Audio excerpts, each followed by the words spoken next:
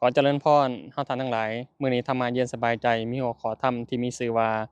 นิสัมมาการังเสยโยคิดใคร่ครวญแล้วจึงกระทำนั่นดีกว่าภาษาอังกฤษว่า "It is available to think before doing anything" คิดไว้ก่อนแล้วจึงกระทำจำจือไว้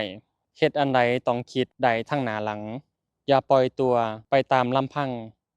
อย่ายึดมั่นกับสิ่งนั้นจนเกินไปก่อนจะกระทำสิ่งใดให้ควรคิดถูกหรือผิดอยู่นี่ดีหรือบ่ถ้าเห็นว่าบ่ดีมีโทษภัยจึงเริ่มกระทำใหม่ให้ดีละท่านเอ๋ยข้อคิดเตือนใจประจำวัน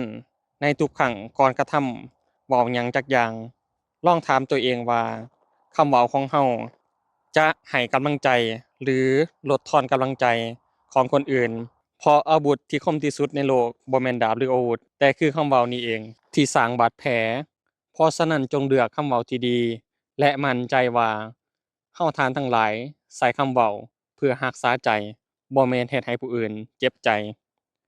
ก่อนคิดก่อนกระทำสิ่งใดๆถือเป็นสิ่งที่ควรทำเพราะจะช่วยให้เราได้ชั่งช่าน้ำหนักกับผลที่ตามมาตัดสินใจอย่างรอบรู้อย่างหลายขึ้นและหลีกเลี่ยงการกระทำแบบรีบด่วนที่อาจจะนำไปสู่ผลลบโดยพื้นฐานแล้วการใช้เวลาคั่งคราวเพื่อพิจารณาผลกระทบของการกระทำของเราก่อนถือเป็นแนวทางปฏิบัติของผู้มีปัญญาเป็นพื้นฐานอยู่แล้ว ประเด็นสำคัญที่ต้องพิจารณาผลกระทบทางลบการคิดถึงผลลัพธ์ที่อาจจะเกิดขึ้นจากการกระทำของเราท่านจะช่วยลดความเสี่ยงในการเฮ็ดความผิดพลาดหรือก่อให้เกิดความอันตรายของตนเราเองหรือผู้อื่นปรับปรุงการตัดสินใจคิดอย่างรอบด้าน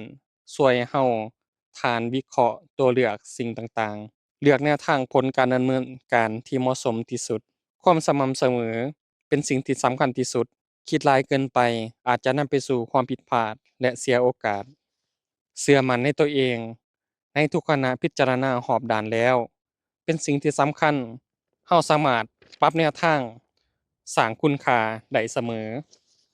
คำคมประจำมื้อนี้แม่นก่อนจะเว้าจาออกทุกครั้งจงพิจารณา5ข้อนี้ให้เนืองนิด 5ข้อสิ่งที่สำคัญที่สุด1เป็นคำที่แท้จริง2มีประโยชน์3เป็นคำสุภาพ4เว้าจาด้วยจิตใจที่เมตตาธรรม